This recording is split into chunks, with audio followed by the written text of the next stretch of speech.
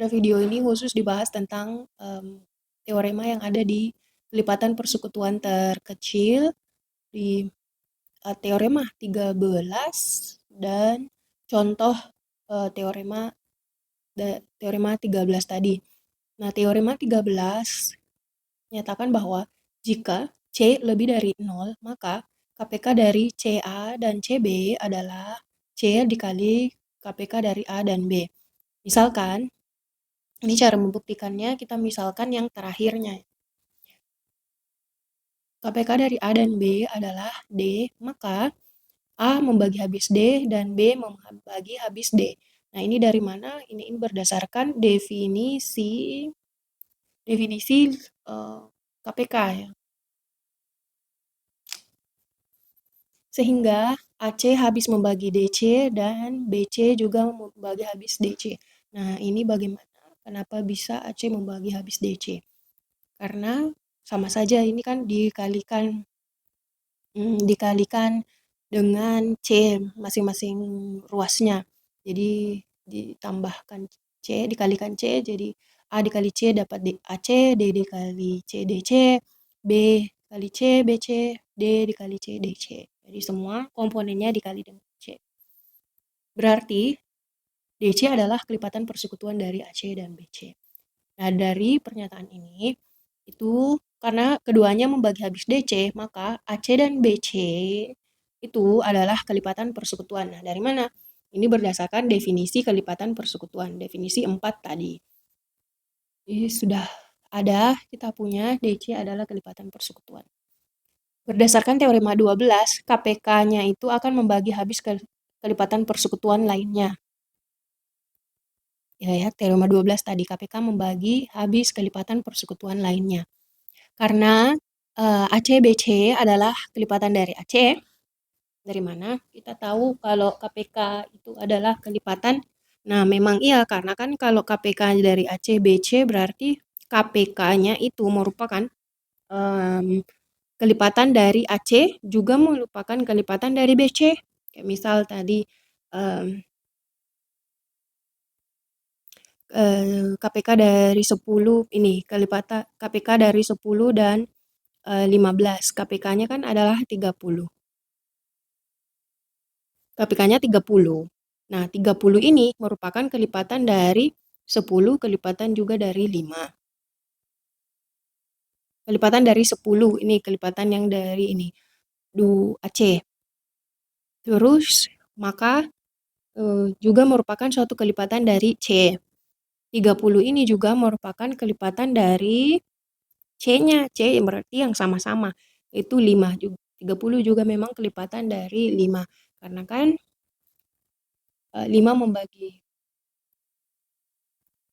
suatu kelipatan dari 5. Ya, 5 kali 6 dapat 30. Di sini ada contoh lagi untuk KPK 2 kali 2 dan 3 kali 2, yaitu 12. Nanti dilihat sendiri. Ilustrasi saja yang ini supaya paham yang ininya. Jadi simpelnya KPK-nya ini kan merupakan kelipatan dari AC. Ya, KPK ini juga sebenarnya merupakan kelipatan dari BC-nya juga. Tapi yang diambil AC-nya saja. Terus karena kelipatan maka tentu juga merupakan kelipatan yang lebih kecilnya, yaitu C ya. Karena kan C-nya ada di sini, ada juga di sini, di dua tempat. Nah, misalkan, di sini dimisalkan, KPK dari ACBC adalah MC. Ini dapat dari, itu kita misalkan dari sini ya, karena kan di sini dikatakan yang bergaris bawah merah, suatu kelipatan dari C. Nah, suatu kelipatan berarti cari bilangan lain yang terserah. Ini kita misalkan MC. Jadi KPK-nya ini sama dengan MC. Nah, MC itu karena dia KPK, MC adalah KPK, maka AC MC KPK membagi habis kelipatan lainnya, yaitu DC. Ya, karena DC adalah kelipatan lainnya ya, di atas di sini. DC adalah kelipatan persekutuan. Jadi KPK-nya ini berdasarkan teorema 12 tadi. KPK membagi habis kelipatan persekutuan lainnya. Nah, dari sini bisa eliminasi C-nya sehingga bersisa M habis membagi D. Nah, terus lanjut KPK dari AC, BC sama dengan MC sama yang tadi sudah dimisalkan. Maka AC membagi habis MC dan BC membagi habis MC. Nah, ini dari mana? AC membagi habis MC dan BC membagi habis MC. Itu berdasarkan definisi dari KPK. Definisi kelima tadi. Sehingga A membagi habis M dan B membagi habis M. Ya, karena kan ini eliminasi saja C-nya. Sehingga diperoleh A membagi habis M dan B membagi habis M. Berdasarkan teorema 12, bisa dinyatakan kalau M tadi ini kan berarti kelipatan persekutuan dari A dan B. Ya, berdasarkan teorema 12, bunyi dari teorema 12 yaitu KPK-nya, kelipatan persekutuan terkecil itu habis membagi kelipatan persekutuan lainnya. Jadi, KPK A dan B habis membagi kelipatan lain dari A dan B. M ini adalah kelipatan lain dari A dan B. Nah, kita lihat bahwa tadi dimisalkan kan sudah dimisalkan KPK dari A dan B ini yang paling awal adalah D. Oke, D habis membagi M. Dari sini itu kita bisa tulis D habis membagi M. Tapi di sini tadi yang dimisalkan dari awal yaitu M membagi habis D. Nah, ini bisa disimpulkan karena D habis membagi M dan M habis membagi D, maka D sama dengan M. Sehingga karena D sama dengan M kali masing-masing sisi kali C saja dapat DC sama dengan MC. Yaitu D-nya diganti KPK AB, M-nya diganti dengan MC ini tadi.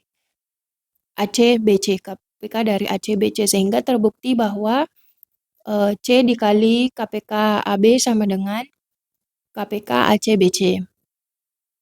Nah, contohnya jika misalkan ada dua bilangan akan dicari KPK-nya yaitu 105 dan 45, kita keluarkan dulu keluarkan atau faktorkan pembagi yang sama, yaitu sama-sama memiliki 15 ya faktor samanya. Jadi 15-nya kita keluarkan sisa KPK 73. Jadi kita hanya perlu mencari KPK dari 7 dan 3.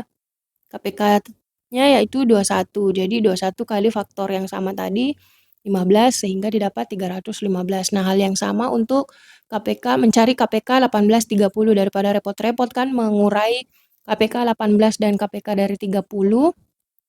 Itu kalau misal ada faktor persekutuannya sama-sama 6 ya, 6 bisa dikeluarkan, jadi keluarkan saja. Jadi kita cukup mencari KPK-nya yaitu 3 dari 3 dan 5 yaitu 15, dari tinggal dikali faktornya tadi 6 dikali 15 dapatnya 90. Jadi KPK dari 18 dan 30 adalah 90.